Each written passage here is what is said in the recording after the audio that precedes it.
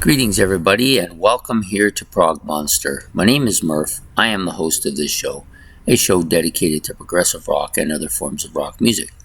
So we're back with the series we're doing for the month of September. For those of you who are not familiar with what we're doing, so this is called The Other Prog War. Ben, who is a subscriber of mine, has given me 32 sort of obscure bands, in many cases very obscure bands, that are all progressive in nature. They're all bands that aren't like a level 1 or a level 2. Many of them had only a short run, couple of albums. Some of them are from other countries, so didn't get as much exposure in North America. Maybe they had a hard time keeping a stable lineup, people coming in, coming out, or they came out at the wrong period of time.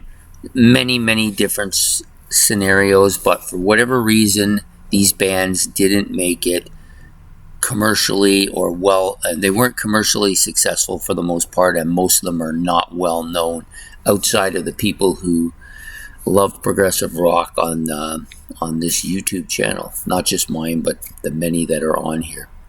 So, the two bands we are doing today are one British band. Actually, we'll start with them. So I'm going to just bring some of my notes up here, just in case I need them to refer to. So the first band is a British band, album released in 1973, their self-titled album, and this is Greenslade.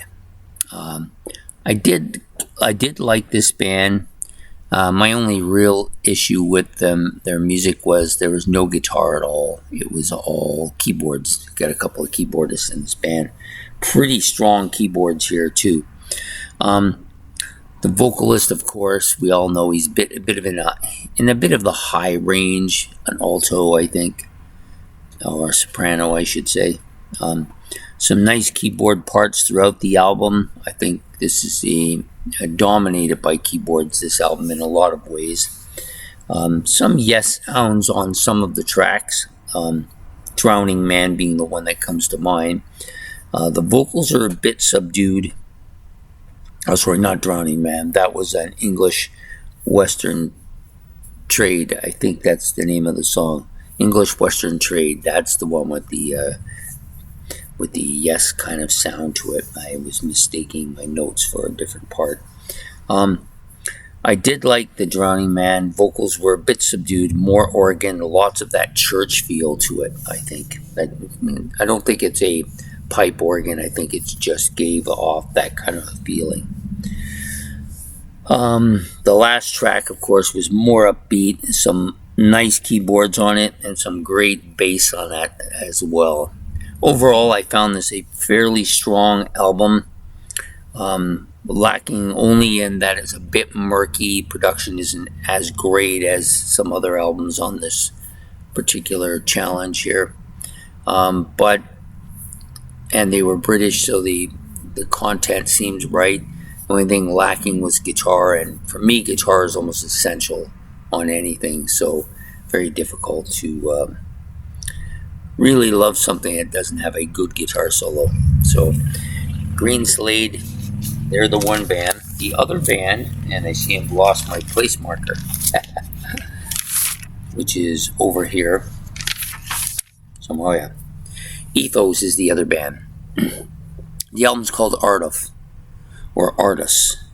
I think it's Ardour, though.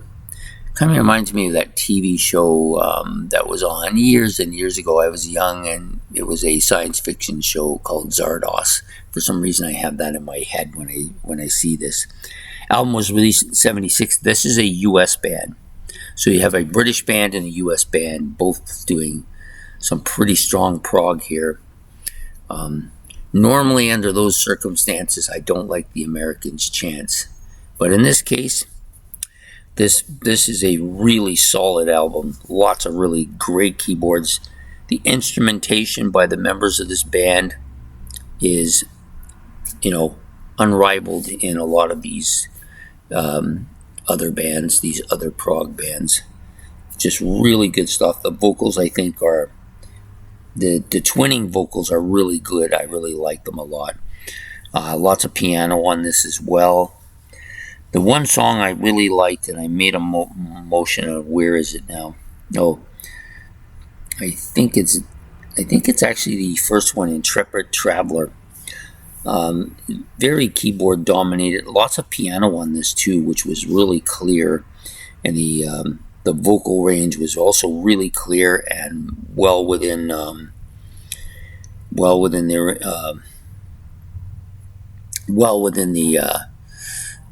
normal range as well. The twinning vocals on this particular track were even better, I think.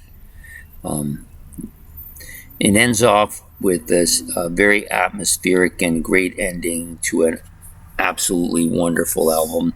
I think this album definitely is one of the better albums in the tournament. And I will admit that it's a bit of a surprise for me. I had heard this band a couple times before and were unaware that they were American.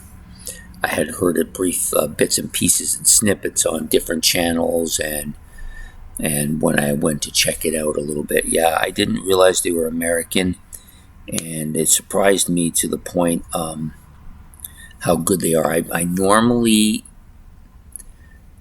I kind of shy away from American prog bands. I will admit it fully and openly. Some I don't consider even prog bands.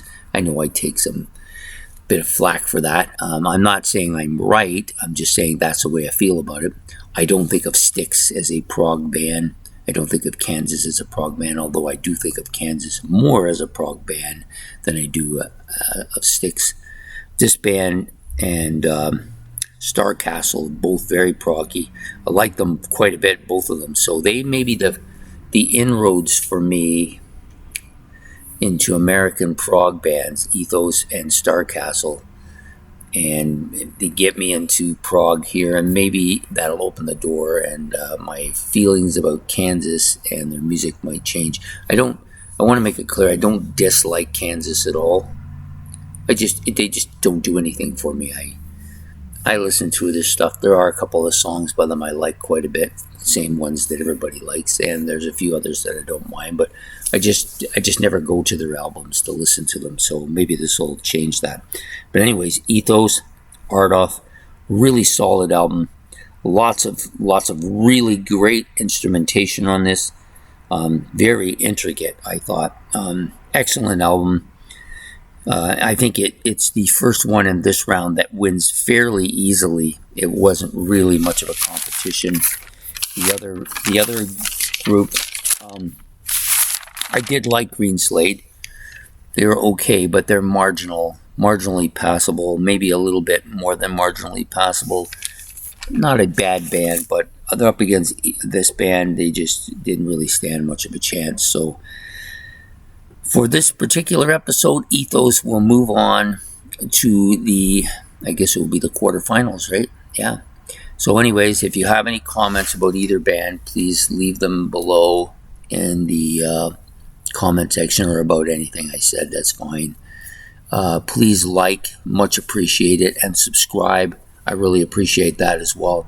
I hope that you all have a great evening, and we'll be back again tomorrow with another battle, other prog war battle, that is.